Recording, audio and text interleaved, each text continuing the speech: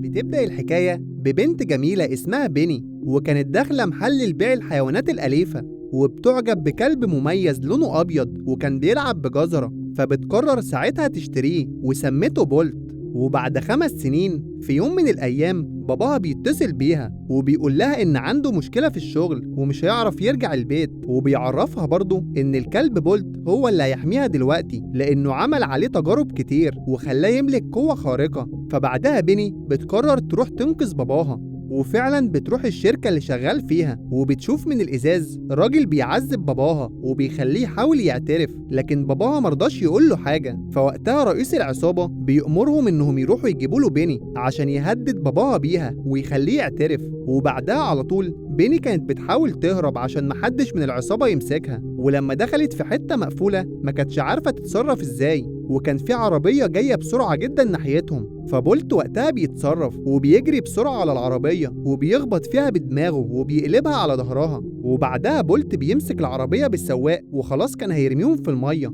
وبيني بتحاول تخلي سواق العربية يعترف بالمكان اللي محبوس فيه باباها. فوقتها السواق فعلا بيخاف منها وبيعترف بكل حاجة. وبعدها على طول بيني وبولت بيتحركوا للمكان اللي قال لهم عليه السواق، بس العصابة برضه ما كانتش سايباهم وكانت بتطاردهم بطيارات وموتوسيكلات، وكان بولت بيستخدم قوته الخارقة عشان يقضي على كل رجالة العصابة. بس بعد شوية من الهروب عدد العصابة كان كبر جدا وخلاص كانوا هيحاصروا بولت وبيني. فوقتها بقى بولت استخدم قوته كلها وطلع صوت عالي جدا دمر بيه العصابة كلها. وبعدها بيني بتاخد بولت وبيدخلوا عربية الاستراحة، وبنكتشف بقى وقتها إن كل اللي حصل ده كان تسجيل لفيلم وما كانش فيه حاجة حقيقية، وبولت هو كمان مش خارق ولا حاجة. بس مخرج الفيلم بعدها بيكون متضايق جدا عشان المايك بتاع التسجيل ظهر في مشهد من المشاهد، فبيزعق للمساعدين بتوعه وبيقول لهم إنه مش بيحب يعيد مشاهد الكلب تاني لأن الكلب أصلا مفكر نفسه إنه خارق، فبيعمل كل ده بطبيعته، والكلب لو حس غير كده هيبقى أداؤه مش مقنع للجمهور. وعلى الجانب الآخر بيني بتكون قاعدة مع بولت وعمالة تلعب معاه، بس بعدها خرجت من عربية الاستراحة وراحت تحاول تقنع مدير أعمالها إنهم ياخدوا بولت معاهم البيت، بس مدير أعمالها بيرفض عشان ساعتها ممكن الكلب يعرف إنه ما عندوش قوة خارقة ولا حاجة، وده طبعا بعد كده هيأثر على التصوير.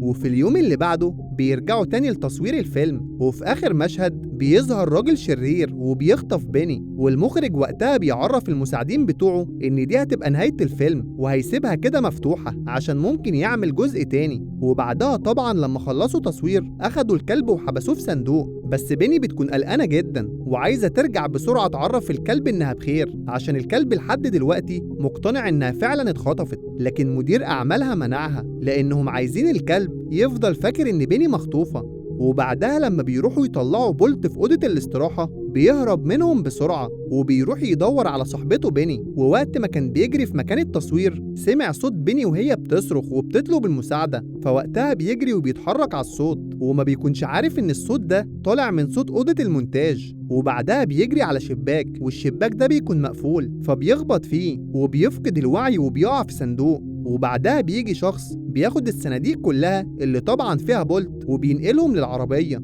وبعدها بيودي كل الصناديق دي في مخزن بعيد. بس بولت وقتها فاق وخرج من الصندوق وطلع يجري في الشارع، وكان برضه لسه بيدور على بيني وشاف وهو في الشارع راجل شبه الشرير اللي خطف بيني، فوقتها بيجري بسرعة جدا عشان يكسر السور بدماغه، بس طبعا مش بيحصل حاجة، فبولت بيكون مستغرب بس ما بيهتمش وبيعدي من فتحة صغيرة. وبعدها لما وصل للراجل اكتشف ان مش هو الشرير اللي خطف بيني، فرجع يكمل تدوير تاني في الشوارع. وبعدها بشوية قابل مجموعة حمام فسألهم عن الشرير اللي خطف صاحبته، فالحمام بيقولوا له ان هم مش عارفينه. فبولت بيسألهم على مكان اي قط عشان اكيد القطط هي اللي بتكون عارفة كل حاجة، وفعلا الحمام وصله بولت القطة اسمها ميتنز، بس بولت كان واقف بعيد وشاف القطة وهي بتعامل الحمام وحش وبتسألهم وبتقول لهم فين أكل النهاردة، وعرفتهم برضو إنها لو جاعت هتاكل أي حد فيهم. فوقتها بولت بيتدخل وبيسألها عن الراجل الشرير، فميتنز بتكون مستغربة وبتقول له أنا معرفش أنت بتتكلم عن إيه، وساعتها بقى الحمام بيستغل الفرصة لأن ميتنز بتاكل أكلهم، وقالوا لبولت إنها بتضحك عليك وإن هي الوحيدة اللي عارفة مكان الراجل. فبولت بيمسكها وبيوديها عند كوبري وبيهددها إنه هيرميها لو معرفتوش مكان الراجل اللي خطف بيني. فميتنز وقتها ما بتكونش عارفة تقوله إيه، بس بتضحك عليه وبتقوله طلعني وأنا هقولك مكانه. وفعلا بعدها جابت له خريطة لعبة وقالت له إن الراجل الشرير خاطف بيني في مكان بعيد جدا، وبعدها بتقول له أنا كده عملت لك اللي أنت عايزه، وبتطلب منه إنه يفكها. فبولت ما بيرضاش وبيقول لها أنا مش هسيبك إلا لما أوصل لبيني. وبعدها بشوية بولت بيلاقي عربية مكتوب عليها نفس المكان اللي القطة قالت إن بيني فيه. فبولت بيروح عند العربية بس بيلاقي إن العربية مقفولة بقفل، فبيحاول يستخدم الليزر اللي بيخرج من عينه عشان يسيح القفل، بس طبعا ما كانش فيه حاجة بتخرج. والقطة كانت بتقوله أنت بتبرق ليه؟ هو أنت مجنون؟ فبولت وقف يستنى لحد ما شاف 2 بيحملوا حاجات في العربية وجري بعدها بسرعة وعرف يدخل هو والقطة. وعلى الجانب الآخر بقى بيني لما عرفت إن بولت مشي كانت زعلانة جدا وحزينة عليه، بس مامتها بتواسيها وبتقول لها إنه أكيد هيرجع قريب. وبولت بقى وقتها بيكون لسه في العربية هو والقطة، وبتسأله وبتقوله هو أنت إزاي عندك قوة خارقة؟ فبيقول لها إن دي معلومات سرية ومش هينفع يقول لها عليها. فالقطة وقتها بتصدمه وبتعرفه إنه ما عندوش قوة خارقة ولا حاجة، وإنه كلب عادي زي كل الكلاب. وفي نفس الوقت ده كرتونة من الكراتين وقعت عليه فخاف منها ونط من العربية، وافتكر بعدها إن الفلين اللي بيبقى في الكرتونة هو اللي بيضعفه. فالقطة بتستغل الفرصة وبتمسك حتة من الفلين وبتحاول تخوفه بيها، بس بولت وقتها بيمسكها وبيقول لها ما تعملش كده تاني. وبعدها كملوا رحلتهم مع بعض ووصلوا عند مكان في ناس مخيمين فيه. فميتنز عرفت بولت إنه لازم يروح ويستعطف الناس عشان الناس يدوله أكل وياكله. ففعلا بولت بيسمع كلامها وبيروح يستعطف الناس، وكمان بينجح في كده وبيجمع أكل كتير جدا. بس ساعتها بقى في فار شاف بولت وكان عارفه وقال لبولت انت البطل المفضل بتاعي في التلفزيون. فبولت بيكون مستغرب لانه اصلا مش عارف انه كان بيتصور. وبعدها لما بولت بيقول للفار ان صاحبته مخطوفة بيقرر يروح معاهم ويحاول يساعده. والفار بيعرفهم بعدها انهم علشان يدخلوا للمدينة تاني لازم ينطوا على القطر اللي بيعدي من تحت الكوبري. بس ساعتها القطة بتكون خايفة ومش عايزة تنط معاهم، ولما نطوا فعلا القطة مسكت في السلم وكانت هتقع من القطر على الأرض. فبولت ما بيسيبهاش وبيروح بسرعة وبيحاول ينقذها، ولما فعلا عرف ينقذها هو اللي اتشعلق في السلم وكان هيقع على الأرض. فالقطة هي كمان ما سابتوش وقررت تنقذه وتساعده زي ما هو ساعدها. بس الفار بقى افتكر ان القطة عايزة توقعه عشان تخلص منه، فعلى طول ما سابهاش وهجم عليها. وطبعا اللي عمله ده خلاهم هما التلاتة يقعوا من القطر. وبعدها بشوية القطة بتقول لبولت إنه بطل في التلفزيون ومش بطل في الحقيقة ولا حاجة، وقالت له عشان كده برضه مفيش ولا مرة من المرات اللي انت حاولت فيها تستخدم قوتك نفعت معاك. فوقتها بولت كدبها وكان بيحاول يثبت لها إن عنده قوة خارقة، بس للأسف فشل وبدأ يقتنع فعلا بكلامها. بس فجأة وصلت شرطة الحيوانات وقبضت على بولت وميتنز، والفار ساعتها كان واقف بعيد وقرر إنه يروح ويحاول يساعدهم. وعلى الجانب الآخر بنروح لبيني ومدير أعمالها جاب لها كلب شبه بولت عشان يكمل تمثيل معاها في الأفلام. بس بيني وقتها بتعرف إن ده مش بولت ولا حاجة وبترفض إنها تاخده. فساعتها بيجيلها مديرة الإنتاج وبتعرفها إن التصوير واقف بقاله كتير ولو الوضع استمر كده هيحصل مشاكل كتير، وعرفت تقنعها فعلا إنهم يرجعوا للتصوير تاني. وبعدها بنروح لبولت وكان بيحاول ساعتها إنه يخرج من القفص اللي هو فيه، ووقت ما الفار أصلا كان وصل له وبيفتح له القفص بولت بيخبط بدماغه وبيخرج فعلا وبيكون فاكر بكده إن هو اللي فتح القفص. بس الفار ساعتها بيصدمه وبيقول له إن هو اللي فتح له الباب. فبولت بيزعل جدا وكده اتأكد إنه كلب عادي ما عندوش قوة خارقة ولا حاجة. بس الفار وقتها بيشجعه وبيقول له إنه مش لازم يكون خارق وإنه أكيد جواه حاجة كويسة هتساعده إنه يوصل لصاحبته. فبولت وقتها بيتشجع وبيقرر ياخد الفار ويروحوا يساعدوا القطة ميتنز عشان كانت لسه محبوسة. وفعلا بعدها بشوية وصلوا للمكان اللي محبوسة فيه، وبيستغلوا إن الحارسة بتاعت المكان خرجت بره ودخلوا من وراها بسرعة ووصلوا للقطة. بس ميتنز لما بتشوفهم بتكون مستغربة إنهم رجعوا عشان يساعدوها، بس بولت بيفتح لها وبيطلعوا يهربوا كلهم من المكان. فحراس المكان بيجروا وراهم عشان يمسكوهم. بس بولت والقطة والفار عرفوا يهربوا منهم ويولعوا في المكان كله. وبعدها وهم راجعين في الطريق بولت بيعترف لميتنز إنه مش كلب خارق ولا حاجة، وإنه فعلا زي ما هي قالت كلب زي بقية الكلاب. فميتنز واسته وقالت له إن الأفضل ليك إنك تكون كلب عادي، وده شيء جميل جدا، ودي أكتر حاجة عجباني فيك. ومن وقتها ميتنز وبولت بدأوا يقضوا مع بعض أيام حلوة ويلعبوا ويعيشوا مغامرات الحيوانات اللي في الشارع. بس في يوم من الأيام بولت بيقول لميتنز إنه عايز يرجع يدور على صاحبته تاني، فميتنز بتاخده عند إعلان الفيلم بتاعه وبتعرفه إن بيني ممثلة، وأكيد طول الفترة اللي فاتت دي كانت بتمثل إنها بتحبه، وكمان بتحكي له وبتقوله إن هي كانت عايشة مع عيلة كويسة وكلهم كانوا عاملين إن هما بيحبوها، بس في يوم من الأيام رموها في الشارع ومحدش فيهم كان فارق معاه. بس بولت برضه ما بيهتمش لكل الكلام ده وبيقول لها إنه متأكد إن بيني بتحبه، وبعدها سابها ومشي وهو زعلان. وبعدها بشوية بولت وصل للمدينة اللي القطة قالت له إن بيني فيها، وبيقابل ساعتها مجموعة حمام وبيكونوا معجبين بيه، فبولت طلب منهم إنهم يساعدوه عشان يوصلوا لبيني. فالحمام فعلا عمل كده وأخدوا بولت ووصلوه عند استوديو التصوير اللي بتصور فيه بيني. وفي نفس الوقت برضه ميتنز والفار ما بيرضوش يتخلوا عن بولت وبيروحوا هما كمان وراه عشان يطمنوا إنه هيوصل لبيني بسلام. وبعدها فعلا بولت أخيرا شاف بيني، ولما كان بيجري بسرعة عشان يروح ويحضنها اتفاجئ إن بيني بتحضن كلب تاني، والكلب ده كان شبهه بالظبط. فساعتها بولت بيكون زعلان جدا وبيفتكر كلام القطة وبيتسحب بالراحة وبيخرج من الاستوديو. بس كل اللي بولت شافه ده كان عبارة عن تمثيل. ولما مشهد بيني بيخلص بتروح بيني لمامتها وكانت لسه زعلانة على فراق بولت، بس ميتنز بقى كانت واقفة فوق وشافت كل حاجة وفهمت إن بيني فعلا لسه بتحب بولت. وبعدها بشوية بيبدأ مشهد تاني من التصوير وبيكونوا رابطين بيني ولازم الكلب اللي معاها ينقذها، بس الكلب ساعتها بيخاف وبيكسر مكان التصوير كله وبيطلع يجري. وعلى الجانب الآخر ميتنز كانت وصلت لبولت وبتعرفه إن بيني فعلا بتحبه وإنها شافت كل حاجة بعينها. فبولت في الوقت ده شم ريحة حريقة وسمع إنهم بيقولوا إن الاستوديو اتدمر، فعلى طول بيجري بسرعة وبيدخل مكان الحريقة على آخر لحظة. ولما وصل لبيني كانت فرحانة جدا بيه، فبولت على طول بيحاول ينقذها وبياخدها وبيجروا عند فتحة التهوية، بس بيني ساعتها فقدت الوعي من كتر الدخان. فبولت بيرفض إنه يسيبها وبيروح عند فتحة التهوية وبينبح بصوت عالي جدا عشان حد يسمعهم ويساعدهم. وفعلا وقتها رجال الإطفاء بيسمعوا وبيتأكدوا إن لسه في حد جوه، فدخلوا بسرعة وقتها الاستوديو ونجحوا إنهم ينقذوا بيني، وطبعا ده كله بفضل بولت. ومن ساعتها بيني أخدت بولت والقطة والفار وهيعيشوا كلهم مع بعض في بيت واحد. وخلص الفيلم لحد هنا. لو عجبك ما تنساش الاشتراك ومتابعة كل جديد.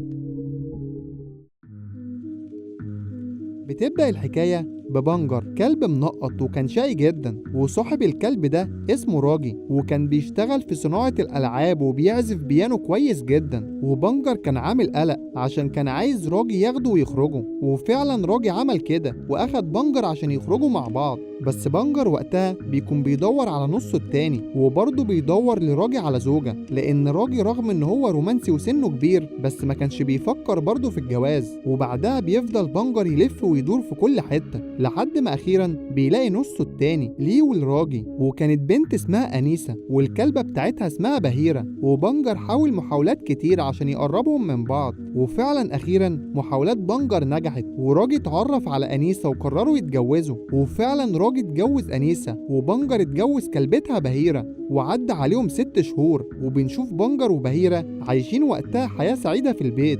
بس في الوقت ده ظهرت ست شريرة، ودي كانت مديرة أنيسة في الشغل واسمها كورويلا، وبتكون جاية عشان تشوف الكلاب الصغيرة ولاد بنجر وبهيرة، وده لأن بهيرة أصلا بتكون حامل. بس أنيسة وقتها بتقول لها إن لسه بدري ولسه فاضل 3 شهور على ما بهيرة تولد، فبتتعصب كورويلا وبتتضايق جدا. ولما بتقرب من بنجر بيكون قلقان منها ومش عاجبه شكلها. وبعدها كورويلا وهي ماشية بتقول لأنيسة إنها هترجع لهم تاني بعد 3 شهور. وبنعرف بتعرف من بنجر وبهيرة إن كرويلا أصلا كانت عايزة تاخد ولادهم عشان تموتهم وتستخدم فروهم في اللبس. وبعد ما عدى 3 شهور بنشوف بنجر وراجي وبيكونوا قاعدين مستنين على باب أوضة، والأوضة دي اللي بيكون وقتها بتولد فيها بهيرة جوه. وبعدها بتخرج المربية ناني من الأوضة وبتقول لهم إن بهيرة خلفت 15 كلب منقط. فبنجر يا عيني بيتصدم وبيكون مصدوم جدا من عدد الكلاب اللي جاتله، بس برضه فرحته ما بتكملش عشان في اللحظة دي رجعت كرويلا تاني وعرفت وقتها إن بهيرة خلفت 15 كلب.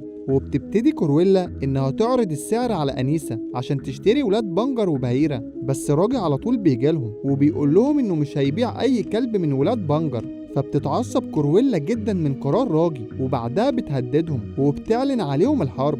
وبعدها عدى عليهم فترة وبنشوف بنجر وبهيرة وولادهم بعد ما كبروا وبيكونوا قاعدين بيتفرجوا على التلفزيون مع بعض. وبعدها بشوية بنجر وبهيرة وأنيسة وراجي كانوا خارجين عشان يتمشوا، وطبعا الكلاب كانت في البيت مع المربية ناني. ووقتها بنكتشف إن في شخصين بيراقبوهم وكان اسمهم كاسبر وحراش. ولما اتأكدوا إن أنيسة وراجي مشيوا راحوا على البيت بتاعهم، ولما خبطوا على باب البيت فتحت لهم المربية ناني، بس قالوا لها إن هم من شركة الكهرباء. فعلى طول بتعترض ناني وما بترضاش تدخلهم، بس وقتها بيزقوا الباب وبيخشوا بالعافية. وبعدها بيحبسوا ناني في الأوضة وبيخشوا يسرقوا كل ولاد بنجر وبهيرة، وبعدها بيمشوا على طول من المكان. ولما ناني عرفت تخرج جريت على طول تدور عليهم في الشارع وكانت مصدومة إن كل الكلاب اتسرقت. وبعدها بينتشر الخبر في جرايد لندن بإن 15 كلب منقط اتسرقوا. وبعد مرور فترة من نشر الخبر في الجرايد بيكون بنجر وبهيرة يأسوا وما بيكونش فيه أي أمل إن ولادهم يرجعوا لهم تاني. وفجأة بنجر بيجيله فكرة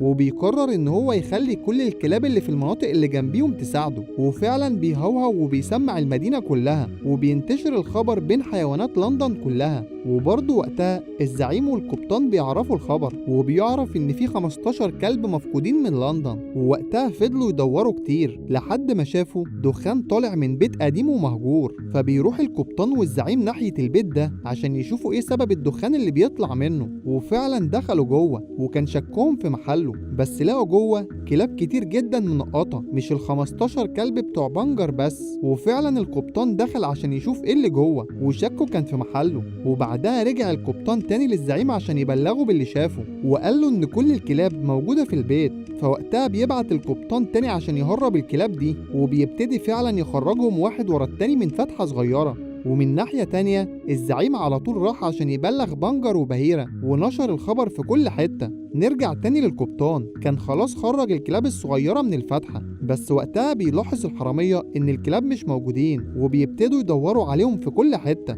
ووقتها كان القبطان عمال يجري على السلم عشان يخرج بره البيت والكلاب كلها طبعا كانت معاه. وفي الوقت ده أخيرا وصل البيت بنجر وبهيرة، وبيبتدي بنجر وبهيرة إنهم يهجموا على كاسبر وحراش. وبعد ما نجحوا إن هم يخلصوا عليهم بنجر وبهيرة بياخدوا ولادهم ويهربوا وبيبدأوا يتنقلوا من مزرعة لمزرعة لحد ما وصلوا لمزرعة بقر. والمزرعة دي كان أهلها طيبين وأكلوهم وشربوهم، ولما خلصوا راحوا عشان يكملوا طريقهم ودخلوا مزرعة تانية. وبنجر لون كل الكلاب باللون الأسود عشان لو حد شافهم ما يتعرفش عليهم. ومن ناحية تانية كرويلا عرفت اللي حصل عشان كرويلا أصلا اللي كانت مشغلة كاسبر وحراش، وبدأوا بعدها يدوروا على الكلاب عشان يرجعوهم.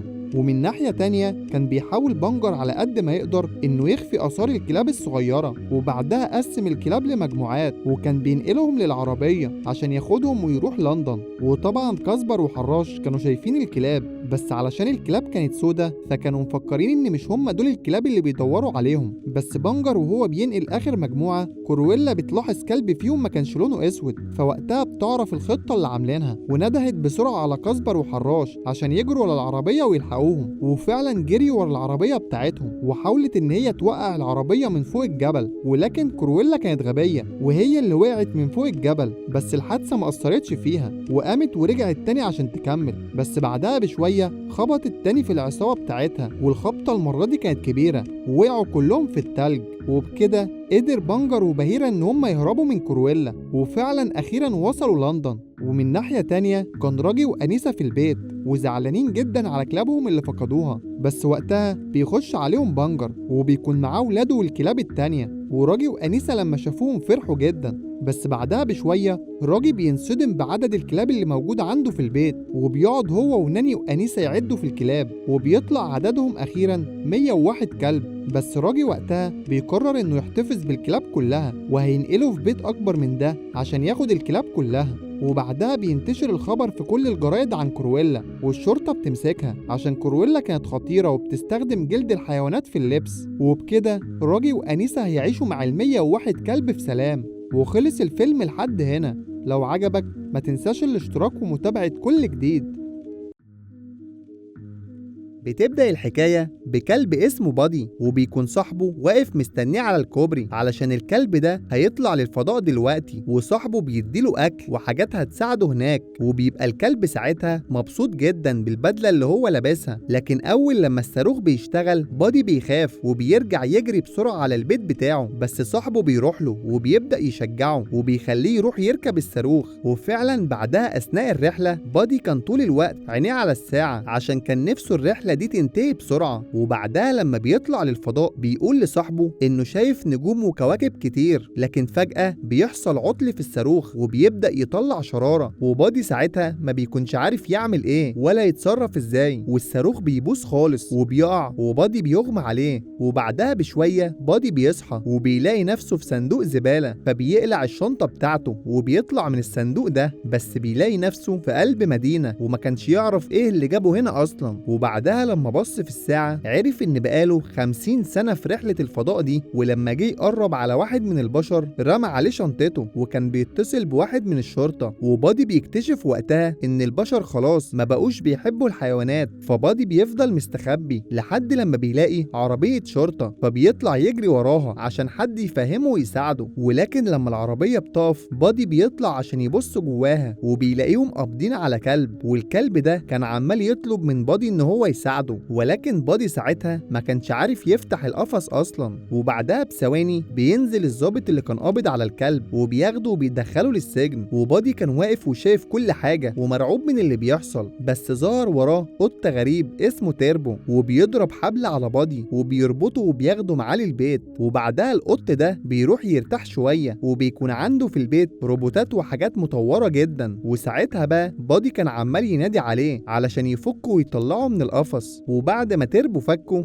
بادي قال له انا عايزك تدور معايا على صاحبي، وبيكون قصده طبعا على صاحبه اللي طلعه رحلة الفضاء. لكن وقتها تيربو بيقول له انت شكلك مش فاهم حاجة، وفهمه ان البشر دلوقتي بيكرهوا الحيوانات ولو اي حد شافه في الشارع هيقبض عليه. بس قال له ان هو محدش هيقدر يقبض عليه لان عنده اسلحة متطورة وعنده بدل قوية. وكمان تيربو عرفه انه بيدور على واحدة صاحبته علشان يتكلم معاها. وبعدها بشوية تيربو عرف مكان القطة دي وخرج عشان يدور عليها واخد معاه بادي. لكن وهم في الطريق بيقابلهم الضابط اللي بيقبض على الحيوانات، فبيطلعوا يهربوا منه، بس هو برضه ما بيسيبهمش وبيركب عربيته وبيطلع يجري وراهم. بس وقتها وهم بيجروا بادي بيشيل تيربو على ظهره وبيجري بيه بسرعة جدا. فتيربو ساعتها كان مستغرب لان بادي كان بيجري بسرعة خارقة. فتيربو قال له انت كده لازم تشتغل معايا لان شكلك خارق. وبعدها بيخشوا المول اللي متوقعين ان القطة دي جواه، وفضلوا يدوروا عليها شوية ولكن ما بيلاقوهاش. ولما بييجوا علشان يطلعوا بيلاقوا ان باب المول بيتقفل، وكمان كان في عجلة بتاعت بنت قافلة الباب الرئيسي وتيربو ما كانش عارف يفتحه. فتيربو ساعتها بيجيله فكرة وبيكون عايز يبين انه قوي عشان البنت تخاف منه وتبعد العجلة بتاعتها. فبادي قال له انت لازم تعمل طيب عشان البنت تمشي. وفعلا اول لما عمل كده البنت مشيت على طول. وبعدها بيقابل القطة هناك وبتسأله وبتقول له انت ايه اللي جابك المخبأ السري بتاعنا؟ وقبل ما تيربو يرد عليها لقوا الظابط وصل. فتيربو اخد بادي والقطة ورجعوا لبيته تاني. وبعدها بشوية بادي طلب من القطة انها تساعده انهم يلاقوا الصاروخ علشان يحاول يرجع للعالم بتاعه تاني. فالقطة قالت له انا هفهمك كل حاجة، وعرفته انه وصل هنا بصاروخ شغال بمادة الليثيوم، وقالت له ان المادة دي بتدي طاقة كبيرة جدا، وفهمته ان هي اصلا بتدور على الصاروخ ده عشان تاخد منه المادة وتصنع بدلة قوية جدا. جدا، ويقدروا ساعتها يهزموا كل الشرطة اللي بتحاول تخلص عليهم.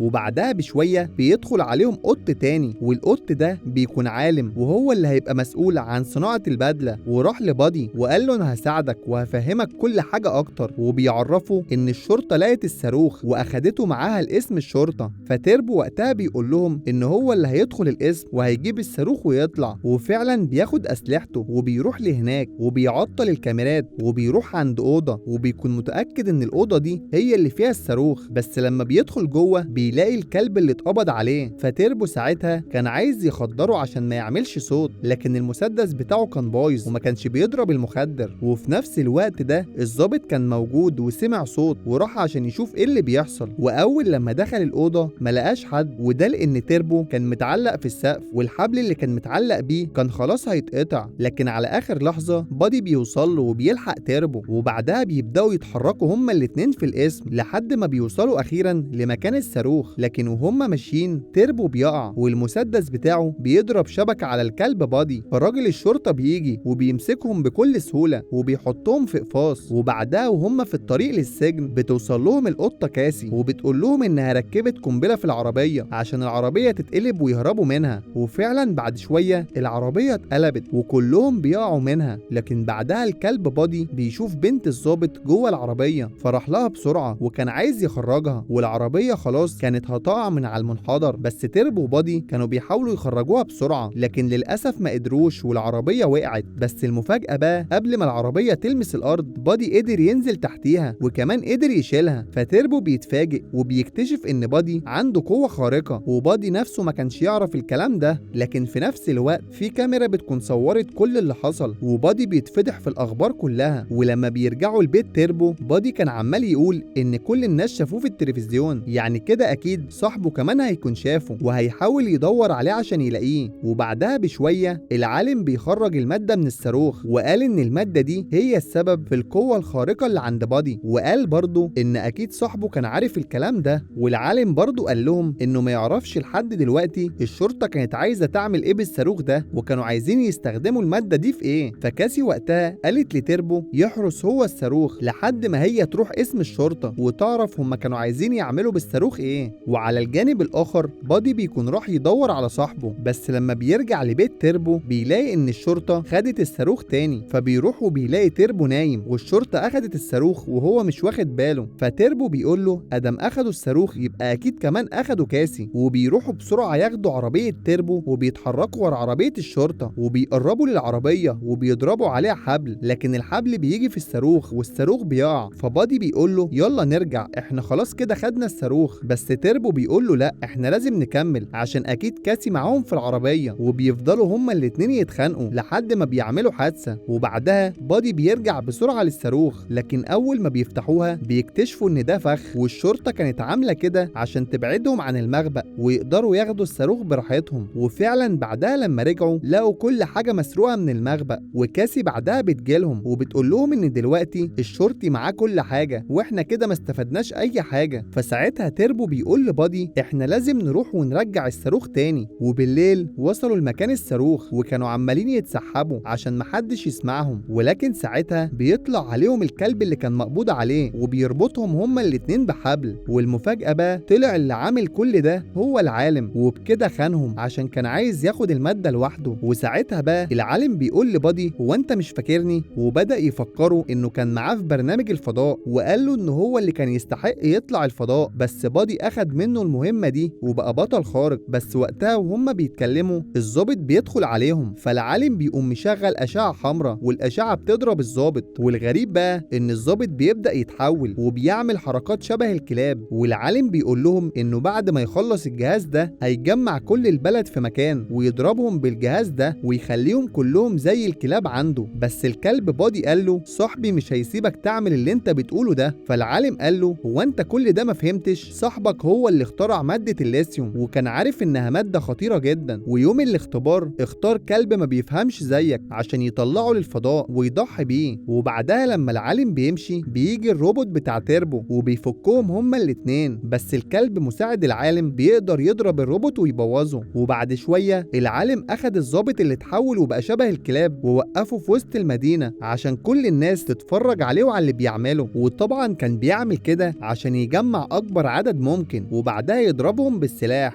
وعلى الجانب الآخر بادي بيكون زعلان جدا من صاحبه بعد طبعا الكلام اللي العالم قالهوله، بس تربو بيواسيه وبيجيب له بدلة جديدة وبيقول له إن هو أشجع كلب شافه في حياته. فبادي بيتشجع وبيتحركوا هما الاتنين وبيروحوا عند العالم قبل ما يدمر المدينة، وبيقولوا لكل الناس يناموا على الأرض عشان ما يحصل لهمش حاجة من الجهاز. فالعالم رد وقال لهم أنا بقالي أكتر من 50 سنة بجهز للحظة دي، يعني أكيد عامل حسابي لكل حاجة. وبعدها بيضرب الجهاز على الكلب المساعد بتاعه، فالكلب على طول بيتحول وبيبقى خارق. فتربو وبادي بيتكلموا مع بعض عشان يشوفوا هما المفروض يعملوا ايه دلوقتي. فبادي بيقول له يخليه مكانه وهو هيروح بسرعة يعمل حاجة ويرجع، بس كل الحيوانات بعدها بتتجمع وبيعملوا خطة عشان يخلصوا من الكلب مساعد العالم، وبيقعدوا تربو في مكان عشان الكلب يجيله. ووقتها بقى بتكون السمكة راكبة دبابة وضربت الكلب بيها لما قرب من تربو، لكن ولا ضربة من الضربات أثرت فيه، وراح الكلب ومسك كرة كبيرة ورماها عليهم. بس على آخر لحظة بادي بيوصل وبيشيل الكرة وبيرجع يرميها تاني على الكلب، بس الكلب هو كمان بيقدر يهرب من الكرة. وساعتها بقى العالم بيظهر وبيكون راكب روبوت عملاق جدا وبدأ يجري على بادي وكل الحيوانات عشان يخلص عليهم. ولما بيزنقهم في مكان وخلاص كان هيخلص عليهم بتوصل وقتها كاسي وبتقدر تفتح فتحة في سقف المكان اللي هم فيه، وبتدخل الشمس على العالم اللي المفروض ان هو قطة. والقطط لما بتشوف الشمس بتحب تنام، بس بعدها العالم كان عامل حساب الكلام ده برضه وعمل حجاب على الازاز عشان الضوء ما يخشلهوش، وبيكون معاه في الروبوت بتاعه جهاز ليزر عشان يضرب عليهم ويموتهم. بس اول لما الليزر بدأ يضرب وظهر على الحيطة بيشتغل فيه غريزة القطة وبيطلع يجري ورا الليزر وبينسى خالص انه كان بيتحارب مع الحيوانات. فكاسي وقتها ترمي عليه عصاية وبتخليه يقع من الروبوت، بس العالم طلع ذكي وقال لهم ما تفرحوش باللي انتوا وصلتوا له، لان الروبوت ده جواه قنبلة ليثيوم وهتضرب كمان شوية وكلكم هتتحولوا. لكن ساعتها بقى القط تربو ركب الروبوت بسرعة عشان يحاول يطير بيه ويخليه ينفجر فيه لوحده، لكن بادي هو كمان بيقول ان هو مش هيسيب تربو وبيطلع يطير وراه عشان يلحقه من الصاروخ، وبيقدر انه يجيب تربو وبينزل والقنبلة بقى بتنفجر لوحدها في السماء. وساعتها الضابط بيرجع تاني لطبيعته وبنته راحت له وعرفته ان الحيوانات هم اللي ساعدوهم وهم كمان اللي ساعدوه انه يرجع تاني. ووقتها بقى كل الناس خلاص سامحت الحيوانات لانهم عرفوا كده ان الحيوانات دول ابطال. وبعدها بثواني بيجي راجل عجوز وبيقول لبادي انا صاحبك وكنت بدور عليك بقالي فترة كبيرة جدا. فبادي بيكون مبسوط جدا وبيجري عليه وبيحضنه، ومن يومها الحيوانات بترجع تعيش مع البشر عادي زي زمان.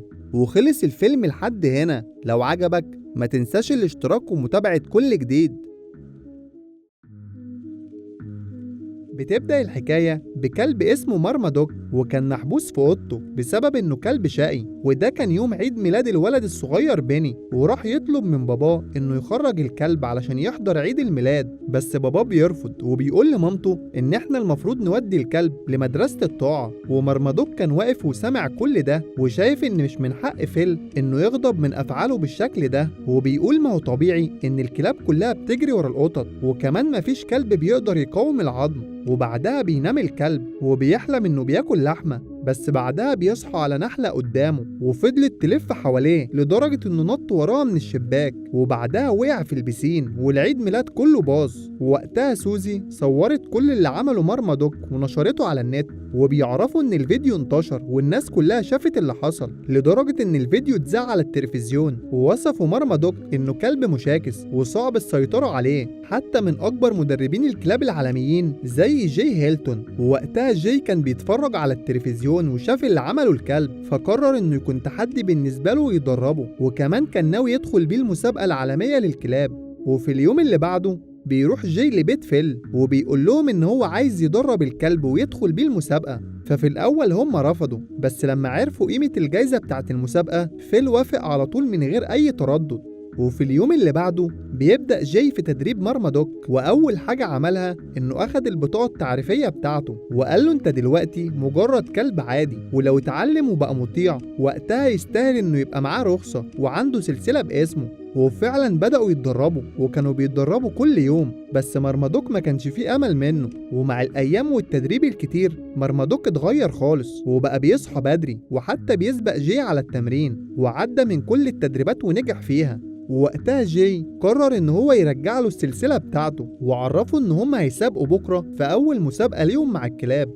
وفعلا في اليوم اللي بعده الناس كلها بتكون رايحة عشان تحضر المسابقة، وبتبدأ المسابقة بزوس الكلب المشهور ومعاه اصحابه التوأم. وبنعرف ان زوس هو اللي بيكسب كل المسابقات بقاله فترة، ده غير ان هو كلب مغرور جدا. وبعدها بيروح يتعرف على مرمدوك وبيعرف منه ان هو داخل المسابقة برضه. وجاي وقتها كان متنكر عشان محدش يعرفه لحد ما يتأكد ان مرمدوك هيكسب، وبياخده للمكان اللي الكلاب بتجهز فيه. بس زوس الخبيث أخد مرمدوك على مكان الأكل وقال له كل وجبة خفيفة وأكيد مش هتأثر عليك، وبيسيبه وبيمشي. وبعدها بيبدأ العرض وجاي وقتها بيكون بيدور عليه، وفي نفس الوقت ده مرمدوك بيكون أكل الأكل اللي في المكان كله وما كانش عارف يتنفس. وبعد محاولات منه فعلا قام واتحرك وخرج لجاي، ولما بيدخلوا على مكان العرض بيقع فجأة وما بيكونش قادر يتحرك من كتر الأكل اللي أكله، وبيكون عايز يدخل الحمام بس ما بيقدرش، وبيبوظ المسابقة وبيحولها لكارثة محدش يقدر ينساها.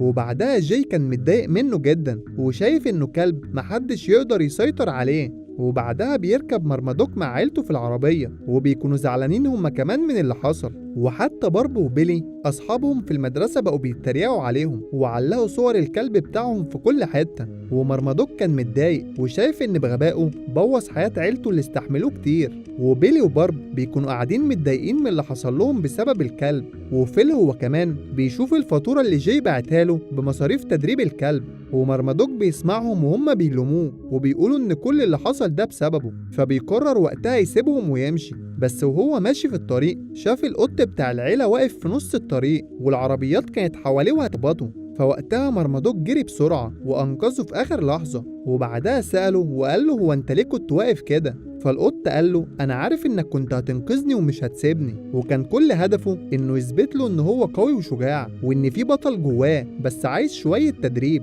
والكلمتين اللي قالهم القط دول شجعوه إن هو يرجع ويثبت لعيلته إن هو بطل. وفعلا رجع مع القط للبيت.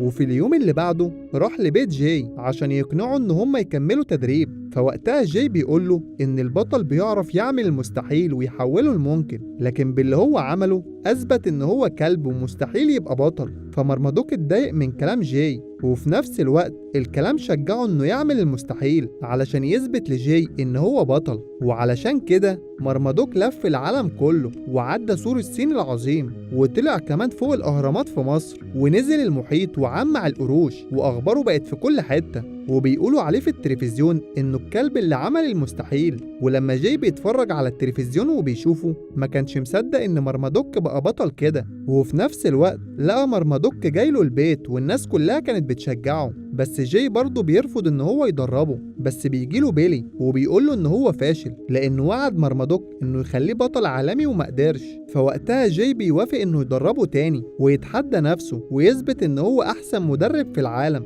وبعدها لما دخل البيت بتاعه كلم إيمي المسؤولة عن مسابقة الكلاب العالمية وقال لها إن هو هيشارك في المسابقة. وفعلا بعدها بيسافروا ومرمدوك بيكون متوتر. ولما دخلوا المسابقة الناس كلها كانت بتستقبلهم وبترحب بيهم جدا، وبرضه بيحضر كلاب كتير للمسابقة ومن ضمنهم زوس واصحابه التوأم. ولما زوس بيشوف مرمدوك بيكون مستغرب وبيقول له انا ما كنتش اتوقع انك تيجي المسابقة دي بعد اللي انت عملته في المسابقة الاولى. وزوس برضه حاول انه يضحك عليه تاني، بس مرمدوك كان عارف حركاته وعرف يضربه وياخد حقه المرة دي.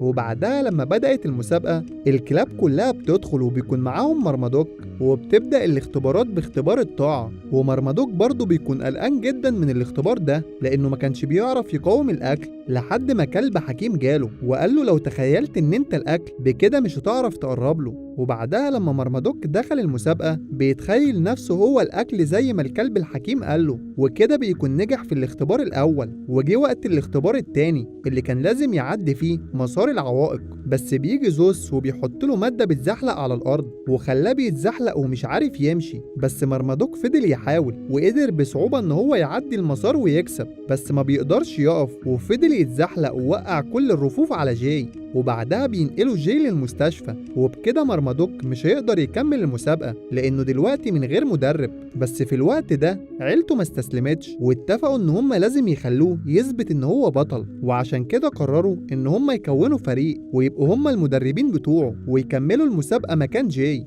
وجه وقت الاختبار الأخير واللي فيه كل كلب هيقدم عرض مع المدرب بتاعه، واللي هيكسب فيه هيكون هو أعظم كلب في العالم وهيكسب $1,000,000. وفعلا بتبدأ الكلاب في تقديم العروض بتاعتهم، وكل عرض فيهم كان أحلى من التاني. وبيجي الدور على زوس، ووقتها نيم الناس كلها بسبب الحاجات اللي بتلمع في الفرو بتاعه، وكمان بيتحكم فيهم وبيبقوا شايفين إن هو أحسن عرض اتقدم، وطبعا أخد أعلى درجات من لجنة التحكيم. وبعد ما خلص العرض بتاعه جه الدور على مرمادوك، ولأنه مش مجهز أي عرض مع فريقه قرر إن هو يستعيد أيام الفوضى مع بيلي وتوبي، وبيلعبوا مع بعض زي زمان، والناس كلها بتبدأ تتفاعل معاهم ويرقصوا. وزوس وقتها بيكون متضايق ومستغرب إن هما بيرقصوا، بس بيلاقي نفسه هو كمان بيرقص. ولما بيخلص العرض بيكون عاجب الناس جدا وعاجب لجنة التحكيم ما عدا واحدة بس. وبعدها جه وقت الإعلان عن الكلب اللي فايز في المسابقة، وطلع زوس هو اللي كسب وبيروح عشان يستلم الكاس. بس مرمادوك وقتها حس إن في حاجة غلط، لأنه شاف الست اللي في لجنة التحكيم بتقول لزوس نفس الكلام اللي بيقوله له المدرب بتاعه. فوقتها مرمادوك ما بيسكتش وبيقدر يكتشف إن المدربين غشوا، وإن في واحد منهم انتحل شخصية واحد من الحكام. ووقتها الشرطة جت وقبضوا على المدربين، وكمان اللجنة استبعدوا زوس من المسابقة وقرروا إن هم يختاروا فائز جديد. وجي وقت تسليم الجايزة، وطبعا كانت لمرمادوك، بس زوس اتضايق وجري بسرعة عشان يخطف منهم الكاس، فاتفاجئ بمرمادوك قدامه ورجع منه الكاس ونفذ كل تدريبات جاي وضرب زوس وعلمه الأدب. بس وقتها خبطوا في البرج اللي قاعد عليه المصور، بس ساعتها البرج اتكسر وكان خلاص هيقع على بيلي. فعلى آخر لحظة مرمادوك لحقه والبرج وقع عليه هو، ومرمادوك وقع على الأرض، وعيلته كلها كانوا واقفين ومش مصدقين اللي حصل له. وحتى كل الكلاب والمدربين كانوا زعلانين جدا علشانه، وحتى المدرب جاي انهار هو كمان وزعل لما شافه في التلفزيون. بس بتحصل مفاجأة ومرمادوك بيفوق تاني وقال لهم ان ده وقت الاحتفال بالكلب اللي فايز بالجايزة ومفيش اي وقت للأحزان. وطبعا بيفرحوا كلهم برجوعه، وحتى الناس كلها بتبدأ تشجعه، ومرمادوك بيتشهر جدا وبيبقى اكتر كلب محبوب بين الناس. اما زوس بقى شرطة الكلاب جاته ومسكته، ووقتها بيقول لهم سيبوني انا بطل العالم. بس طبعا محدش كان مركز معاه عشان بطل العالم الحقيقي هو مرمادوك. وخلص الفيلم لحد هنا. لو عجبك ما تنساش الاشتراك ومتابعة كل جديد. بتبدأ الحكاية بفراشة طايرة في الجو وبتدخل أوضة الكلب ترابل، ولما بتقف على مناخيره بيخاف جدا وبيروح يستخبى في الخادم بتاعه. وبعدها بيجي واحد من الخدم اللي شغالين في القصر وبيدي ترابل لعبة صاحبته اللي جايبها له. وبعدها ترابل بيروح وبيقابل سارة، وسارة دي كانت غنية جدا وصاحبته وصاحبة القصر كله، وكان على طول ترابل وسارة بيقضوا أيام سعيدة مع بعض. وسارة بتكون بتهتم بيه بشكل كبير جدا، وكانت بتأمر كل الخدم اللي في القصر إنهم ينفذوا له أي حاجة هو عايزها، لحد ما في يوم من الأيام للأسف سارة ماتت. ومن وقتها بقى الكل بقى بيتجاهل الكلب، فالكلب كان مستغرب جدا من إهمال الخدم ليه. وبعدها بشوية وصل للقصر ولاد أخت سارة اللي هم المفروض الورثة للقصر ده، وكانوا طبعا بيمثلوا إنهم زعلانين وإنهم كانوا بيحبوا سارة. ولما دخلوا القصر وبدأوا يتفرجوا على الحاجات الغالية اللي فيه جات لهم فكرة على طول إنهم يبيعوا الحاجات دي ويبقى معاهم فلوس كتير. ووقتها بقى الكلب ترابل شافهم وجري على كلير عشان يلعب معاها، لكن ألبرت مسكه وقال إنه هيتخلص منه مع الحاجات اللي هيرموها. وفعلا كانوا بيلموا كل حاجة مش محتاجينها في القصر وبيحطوها في عربية عشان يرموها كلها. وطبعا كانت من ضمن الحاجات دي اللعبة المميزة للكلب اللي كانت سارة جايبها له. وساعتها الكلب دخل جوه العربية عشان يجيب اللعبة بتاعته، بس وقتها باب العربية اتقفل عليه والعربية اتحركت ومشيت من القصر. وفي اليوم اللي بعده بيجي لهم المحامي عشان يفتح لهم وصية سارة، وبيكون معاه فيديو لسارة صاحبة القصر القصر، وسارة كانت بتقول الوصية بتاعتها وقالت إن محدش هيورث أي حاجة من ممتلكاتها إلا لما يهتموا بالكلب الأول. وطبعا المحامي وقتها منعهم إنهم يشوفوا أي حاجة إلا بعد لما يشوف اهتمامهم بالكلب. وعلى الجانب الآخر الكلب بيكون لسه في العربية وكان متبهدل خالص بسبب الحاجات اللي عمالة تقع عليه، وشاف في قلب العربية صورة سارة وكان مستغرب جدا ومش عارف هي سابته وراحت فين. وفي الطريق بقى سواق العربية أخد باله إن في سنجاب قدامه فحاول يفاديه على قد ما يقدر عشان ما يموتوش، بس للأسف ساعتها الشاحنة بتتقلب وبيتفتح الباب بتاعها والكلب ترابل طار منها واتحشر في شجرة، وطبعا ما بيكونش قادر يخرج فبينام مكانه من التعب. وفي اليوم اللي بعده بيجيله مجموعة من السناجب وبيطلعوه من المكان اللي كان مزنوق فيه، بس وقتها بقى محصول السناجب كله وقع من الشجرة، فترابل كان بيحاول يهرب بس السناجب ما سابوهوش واتلموا عليه واخدوا منه السلسلة بتاعته وبعدها هربوا. فترابل بعدها بيكون ماشي وهو حزين جدا وكمان كان جعان ومش لاقي اكل، بس لما مشي شوية لقى شاحنة مليانة اكل فدخل جواها وفضل ياكل من الاكل اللي جوه، بس ساعتها قابل كلبة اسمها لوسي وبيشوف انها ضخمة وبيكون خايف منها جدا. لكن وقتها بقى صاحب الشاحنة بيوصل واتفاجئ بيهم هما الاتنين جوه العربية بياكلوا، فبدأ يجري وراهم عشان يمسكهم، بس لوسي اتصرفت وضربت صاحب الشاحنة وعرفوا يهربوا منه ودخلوا مطعم وهم بيهربوا وبهدلوا كل الدنيا جواه. وعلى الجانب الآخر كلير وأخوها لما عرفوا إن ترابل مش موجود في القصر راحوا لصياد حيوانات وطلبوا منه إنه يدور لهم على الكلب ترابل وكمان ادوله صورة ليه عشان يلاقيه بسرعة، بس ساعتها صياد الحيوانات ما كانش موافق، فكلير عرضت عليه فلوس كتير فالصياد عجبه المبلغ ووافق بعدها فعلا إنه يجيب لهم الكلب. وكمان الصياد قبل ما يمشي ادالهم جهاز لاسلكي عشان يقدر يتواصل معاهم ويعرفهم كل جديد. وبعدها الصياد راح للمكان اللي حصل فيه حادثة العربية عشان يدور على أي دليل يوصله للكلب. وعلى الجانب الآخر بنشوف بنت اسمها زوي وكانت شغالة في توصيل الطلبات، لكن حلمها بقى إنها تكون مغنية وكانت بتتصل دايما بكل برامج المواهب عشان تشترك فيها وتثبت موهبتها. وترابل بقى ساعتها كان عمال يدور على الكلبة لوسي اللي اختفت عنه ومش لاقيها، وبعدها بشوية بيلاقيها نايمة تحت شجرة، ولما بيروح عشان ينام جنبها لوسي بتضربه برجليها وبتبعده عنها. وفي اليوم اللي بعده ترابل راح لها تاني وسألها هما النهارده هيعملوا ايه، فلوسي قالت له انها هتعمل كل حاجة عشان تحافظ على حياتها. فترابل بيسيبها وبيروح يلعب في جنينة تانية، بس الكلاب لما بتشوفه بيكونوا مستغربين من شكله وبيقولوا عليه انه كلب مشرد لانه ما كانش لابس سلسلة في رقبته زيهم. فالكلاب وقتها جالهم خطة عشان يخلصوا من ترابل وقالوا له عشان تبقى كلب مميز زينا لازم حد يتبناك، والحل الوحيد ان حد يتبناك انك تروح تقف في وسط الشارع واكيد في عربية من العربيات اللي بتعدي دي هتقف قدامك وتتبناك. ودي طبعا كانت الخطة بتاعتهم عشان اي عربية تخبطه ويخلصوا منه. فترابل فعلا سمع كلامهم وراح وقف في نص الشارع، بس ساعتها كان مرعوب لانه شاف العربيات كلها بتعدي بسرعة وممكن حد يدوس عليه. بس في الوقت ده لحسن حظه كان في بنت راكبة موتوسيكل ووقفت قدامه، وكانت البنت دي هي زوي اللي نفسها تبقى مغنية، ولما بتبص لترابل بيعجبها شكله فقررت انها تاخده معاها البيت. والكلاب كلها كانوا واقفين يتفرجوا واتفاجئوا بتصرف زوي لان مش ده اللي هم كانوا عايزين يوصلوا له. وفعلا بعدها زوي دخلته معاها للشقة، بس طبعا من غير ما صاحب البيت يعرف لان كان ممنوع حد من المستأجرين يربي حيوان أليف. بس في نفس اليوم ده زوي ما كانتش متعودة على ترابل وكانت متضايقة من تصرفاته الغريبة فزهقت منه وشالته وطلعته بره البيت. فوقتها ترابل كان متضايق لان ما كانش في حد كده طايقه، وساعتها بقى بيقابل الكلبة لوسي تاني، ولوسي قالت له ان البشر ملهمش امان ومش هيترددوا في يوم انهم يرموا حيواناتهم الأليفة لما يتضايقوا منهم. بس بعدها بشوية زوي فتحت الباب تاني ودخلت ترابل عشان يبات معاها، وفعلا بعد فترة بدأت انها تتعلق بيه وتحبه، وكمان كانوا بيستمتعوا مع بعض جدا. وزوي من كتر ما كانت بتحبه عملت له سلسلة جديدة عشان يفضل دايما فاكرها. وفي يوم من الايام لوسي راحت كالعادة عشان تنام تحت الصخرة بتاعتها، بس جالها وقتها صياد الكلاب اللي المفروض بيدور على ترابل، وساعتها كان عمال يقارن الصورة اللي معاه بالكلبة لوسي، بس لما شاف ان مفيش تشابه بينها وبين الصورة سابها ومشي.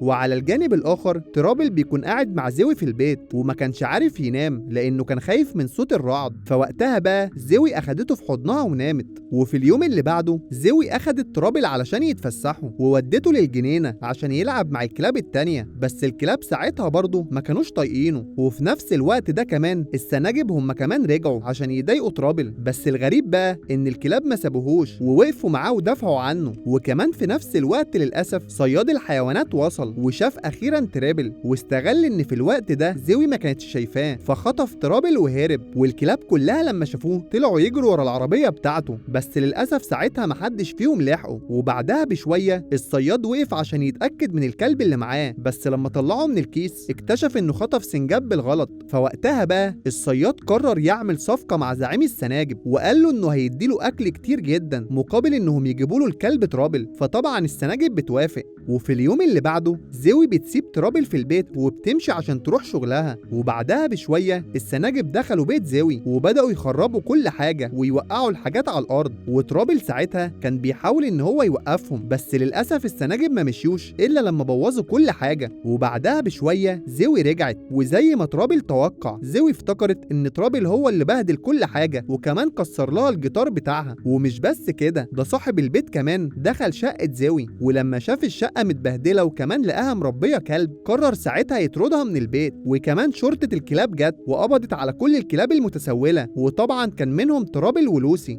وبالليل الكلاب طبعا كلهم كانوا محبوسين في قفاص، فلوسي بدأت تحكي لهم إنها كان عندها عيلة جميلة جدا، بس في يوم من الأيام ولد صغير من العيلة دي كان في عربية هتخبطه، فجريت بسرعة عليه وأنقذته في آخر لحظة. لكن باباه ومامته وقتها فكروا إن لوسي كانت بتهجم عليه، ومن ساعتها رموها في الشارع ومحدش بقى بيهتم بيها. فلوسي من وقت الموقف ده وهي ما بتحبش البشر وبتقول عليهم كلهم خاينين، لكن ترابل بيحاول يقنعها إن زوي فعلا بتحبه. وللأسف في الوقت ده صياد الكلاب بيجي لهم وبيروح لترابل وأخدوا وقلعوا الطوق بتاعه. بس بعدها بشوية زوي راحت لملجأ الكلاب علشان ترجع ترابل تاني، ولما بتدور عليه في كل الأقفاص ما بتلاقيش حاجة. ولوسي هي كمان لما شافتها كانت مصدومة جدا لأنها ما كانتش متوقعة إنها هتجيله تاني. ومن بعدها بقى لوسي قررت تعمل خطة مع بقية الكلاب عشان يحاولوا يخرجوا من هنا ويروحوا بسرعة ينقذوا ترابل من الصياد. بس على الجانب الآخر صياد الكلاب كان خلاص وصل لكلير واداها الكلب فعلا، وبعدها طلب منهم الفلوس اللي متفقين عليها. بس كلير بقى رفضت إنها تديله حاجة وكمان قفلت الباب في وشه. فساعتها الصياد بيتضايق جدا وبيقرر ينتقم.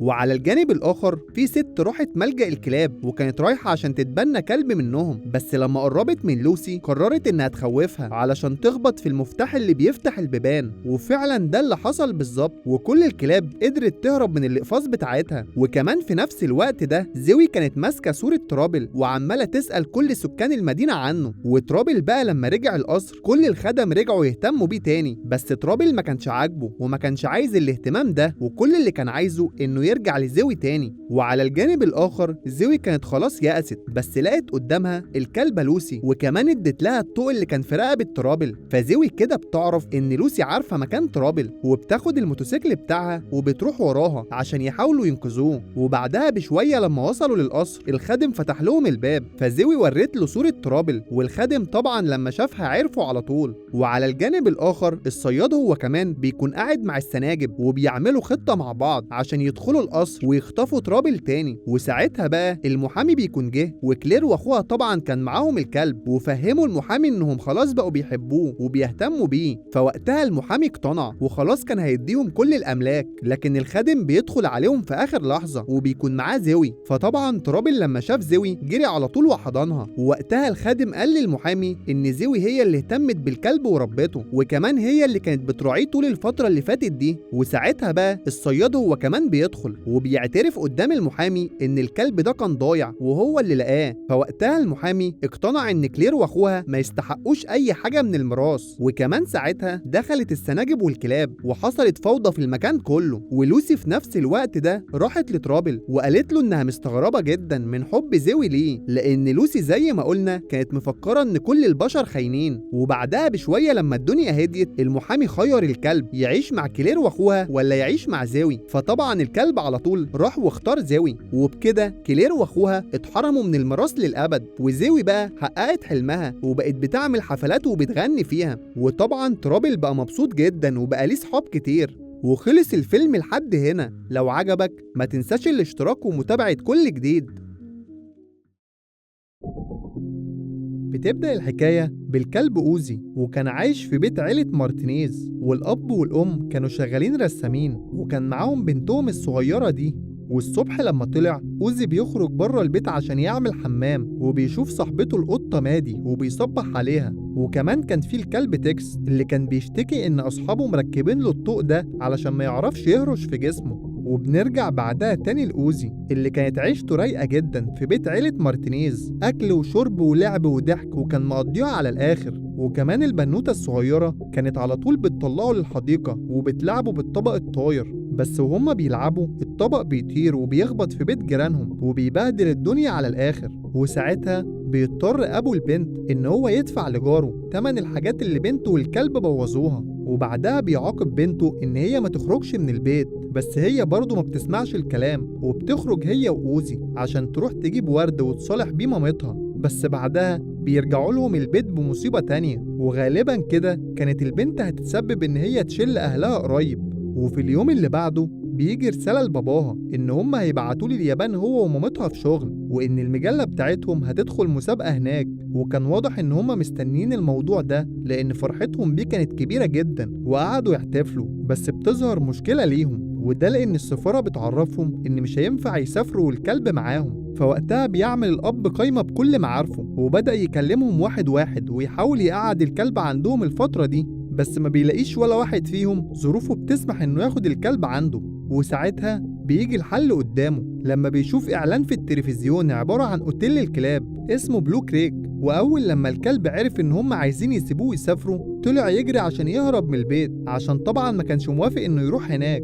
بس تاني يوم خدوه فعلا وطلعوا الأوتيل بتاع الكلاب، وبيقابلهم مدير المكان وبياخدهم في جولة علشان يطمنهم على المكان اللي هيقعد فيه كلبهم وهم مسافرين. والمكان بصراحة كان 5 نجوم، أكل حلو ونضيف وساونا ومساج للكلاب وإقامة مريحة جدا. فبتطمن العيلة وبيمضوا على العقد اللي كان بمبلغ كبير جدا عشان هما كانوا هيسافروا شهر كامل. وبعدها بيتحركوا وبيسيبوا أوزي وبيمشوا، ودلوقتي أوزي هيبدأ يواجه مصيره لوحده. وعلى طول المدير أول لما عيلة أوزي بتمشي بيقول للمساعدين بتوعه يلموا الكلاب دي كلها ويرموهم في العربية. وفعلا بيعملوا كده وبيلموا الكلاب كلها وبيحبسوهم في عربية زي عربية الترحيلات. وطلع إن هما هيودوا كل الكلاب دي لسجن الكلاب، ومفيش ولا أوتيل ولا أي حاجة من الكلام ده. وبيحاول أوزي إن هو يهرب لكنهم برضه بيمسكوه وبيودوه لجراند كان كلب ضخم ومدير السجن، وبيدي لأوزي رقم وبيصوره زي المسجونين. وبعدها بيقول للحراس ياخدوه للزنزانة بتاعته، وبياخدوه فعلا على الزنزانة. وهناك بيتعرف على كلب اسمه فرانكي، وبنعرف إن هو نظره ضعيف حبتين. وبعدها فرانكي بيبدأ يتكلم مع أوزي، فأوزي بيقول له بقولك إيه، أنا مش جاي أتصاحب، أنا آخري هنا شهر وصحابي هيجوا ياخدوني. ففرانكي قال له طبعا زي ما صاحبنا اللي في الزنزانة اللي جنبنا كان بيقول زيك كده أول لما جه، ودلوقتي بقاله سنة ومفيش حد عرف يوصله.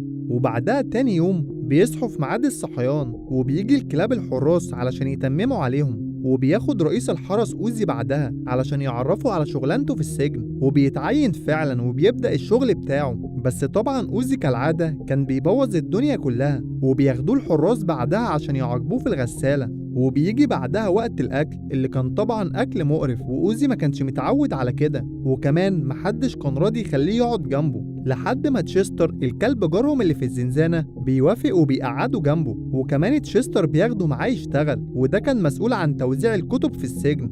وفي اليوم اللي بعده بتنتشر أخبار عن خروج زعيم المسجونين من السجن الانفرادي، وكان اسمه الكلب فيتو. ولما بيطلع فيتو بيتلم حواليه كل الكلاب علشان يحيوه. فأوزي وقتها حب يروح يشوف فيتو اللي كان راعب السجن كله، ووقتها بيستعجب لما بيلاقيه كلب شيواوا صغير، وبيقول لهم بقى هو ده اللي راعبكم كلكم. ولما بيسمعوا فيتو هجم عليه، بس الحارس جالهم وقال له لو ضربته هرجعك الانفرادي تاني. فوقتها ما بيرضاش يعمل له حاجة وبيمشي ويسيبه. وفي اليوم اللي بعده أوزي لما صحي من النوم لقى فرانكي حاطط لعبة مكانه على السرير، وقرر إن هو يهرب. بس لما بيخرج عشان يشوفه بيلاقي الحراس مرجعين فرانكي عادي، واللي بنعرف إن هو متعود على كده، واللي بيحاول تقريبا كل يوم إن هو يهرب وبرضه بيفشل. فالكلاب بتروح له وبيبدأوا ينصحوا فرانكي إن هو يستسلم للأمر الواقع ويبطل بقى محاولات الهروب اللي ملهاش لازمة دي. بس وقتها بيعرفهم إن صاحبه بره راجل أعمى ولازم يرجع له علشان كان بيعتمد عليه في كل حاجة. وبعدها بالليل فيتو بيستدعي أوزي وبيقول له إن هو عارف إنه سريع في الجري، وبيختبره كمان في حلبة الجري، ودي الحلبة اللي بيعملوا فيها سباقات بين كلاب الحراس والمساجين. وفعلا بيكسب أوزي وبيثبت وقتها إنه سريع جدا، فبيعرض عليه فيتو ساعتها إن هو يسابق في الفريق بتاعه، وإنه معاه مهلة 24 ساعة عشان يفكر فيهم، وبيقول له إن هو لو وافق هيخلي حياته في السجن أحسن وأسهل بكتير. فبعدها أوزي بيعرض الموضوع على أصحابه، بس هما بينصحوه إنه يبعد عن فيتو وعن حوارات السباق دي خالص. ففعلا وقتها أوزي بيخاف وبيروح لفيتو وبيقول له إنه مش هيشارك معاه، فبسبب كده فيتو بيقلب عليه وبيوصي كل رجالته إن هما يرخموا على أوزي ويخلوا حياته في السجن أصعب. وبعد فترة بيزهق أوزي من اللي هما بيعملوه فيه وبيروح علشان يشتكي لمدير السجن، ووقتها مدير السجن بيقول له إن هو عنده الحل وبينصحه إنه يشترك مع فيتو بس لحسابه هو ويخسر السباق ويكون قاصد ومتعمد. ولما بيرفض أوزي الكلام ده المدير بيخلي الحراس يضربوه جامد، وبعدها بيدخلوه للغسالة تاني، وبرضه خلى الحراس ياخدوه ويخلوه يحفر في الأرض بلا هدف، بس أصحابه ما بيسيبوهوش وبييجوا يساعدوه. ولما بيخلصوا وبياكلوا ويناموا بيصحيهم رئيس الحرس بالليل علشان يرجعوا ويكملوا حفر تاني، وبيكون في الوقت ده عدى شهر عليه. وكده عيلة أوزي رجعوا من اليابان وراحوا فعلا للمكان تاني عشان يستلموا أوزي، بس مدير الأوتيل قال لهم إن أوزي مات عشان جاله انفلونزا. فوقتها الأب اتعصب وبدأ يتخانق مع المدير، بس ما كانش قدامه حل تاني وكان لازم يرضى بالأمر الواقع. وفي السجن بقى أوزي بيروح لمدير السجن وبيقول له إن هو موافق يشتغل معاه، وبعدها بيروح لفيتو وبيعرفه إن هو هيشترك معاه في السباق، وبعدها بيقول لأصحابه إن هو عمل كل ده عشان عنده خطة يهرب بيها، وقال لهم إن ولا هيعمل لرئيس السجن حاجة ولا هيعمل لفيتو حاجة. وفعلا من اليوم اللي بعده بدأ أوزي يتدرب علشان المسابقة، وبقت كل حاجة متوفرة له، وحياته في السجن بقت أسهل بكتير بمساعدة رئيس السجن طبعا. وأوزي كان عامل كل ده عشان يقدر يتحرك بحرية أكتر في السجن، وده لأنه محتاج مخطط المكان وكان موجود في مكتب المدير، وبيقدر هو والمجموعة اللي معاه إن هم فعلا يدخلوا المكتب وسرقوا المخططات منه. وأوزي بعدها كان على طول بيتدرب في ساحة السجن وبيخلي أصحابه يحفروا في الأرض بمخططات السجن اللي معاهم عشان يحاولوا يلاقوا مخرج، وبيعدي عليهم الأيام لحد ما بيجي يوم السباق. وأوزي وقتها كان زعلان عشان كان هيهرب لوحده ويسيب أصحابه هنا، وفعلا بعدها بيبدأ السباق وأوزي كان عمال يجري بسرعة، بس وهم في وسط السباق النور بيتقطع عن السجن كله، ولما النور بيرجع بيكون أوزي اختفى هو والمجموعة بتاعته. وبعدها بيروح رجالة فيتو عشان يدوروا عليه وبيلاقوا الفتحة اللي كانوا حافرينها في الزنزانة علشان يهربوا. وفي نفس الوقت ده كانت مجموعة فيتو عرفوا يهربوا من النفق ودخلوا جوه الكراتين اللي كانت بتتجهز عشان تطلع من السجن، بس للأسف بعدها رئيس الحراس قدر إن هو يكشفهم ورجعهم كلهم تاني علشان يحطهم في الحبس الانفرادي، وبياخدوا أوزي وبيودوه على مكتب المدير. وأوزي وهو في المكتب بيعرف إن المدير بيخاف على اللعب بتاعته جدا، فبيستغل الكلام ده وبيبدأ يرمي اللعب في كل حتة. ووقت انشغال المدير بكده أوزي قدر يهرب منه وبيدخل في أوضة، والأوضة دي كان فيها ميكروفون السجن، وبيبدأ يكلم الكلاب المسجونين كلها وفكرهم بأصحابهم والحياة الجميلة اللي كانوا عايشينها بره السجن، وكمان بعدها رمالهم كل الأطواق بتاعتهم. وفعلا بتنجح خطته وبيثور الكلاب على الحراس عشان يخرجوا من المكان، وبعد شوية خناقات وحرب مع الحراس بينجحوا ان هم يهربوا من المكان فعلا، وبينطوا على العربية كانت خارجة من السجن، وكده خلاص هربوا من السجن ده ومش هيرجعوه تاني. وبعدها كل كلب فيهم رجع لبيت صاحبه، وطبعا اصحابهم كانوا فرحانين بيهم جدا. وفي الاخر أوزي بيوصل لبيت عيلة مارتينيز أصحابه، ولما بيبص عليهم من الإزاز بتكون العيلة زعلانة جدا وتحس إن مفيش حياة في البيت، وكلهم زعلانين عشان أوزي مش معاهم. وأول ما بيشوفوا أوزي تاني العيلة كلها بتفرح بيه، وبيكون جايب صديقه الكلب عشان يعيش معاهم لأن الكلب ده ما كانش ليه بيت، فبرضه تقبلوه وكانوا فرحانين بيه هو كمان. وبعدها بيروح للقطة صاحبته مادي وبدأ يحكي لها عن الحكاية الطويلة اللي هو كان فيها. وخلص الفيلم لحد هنا. لو عجبك ما تنساش الاشتراك ومتابعة كل جديد.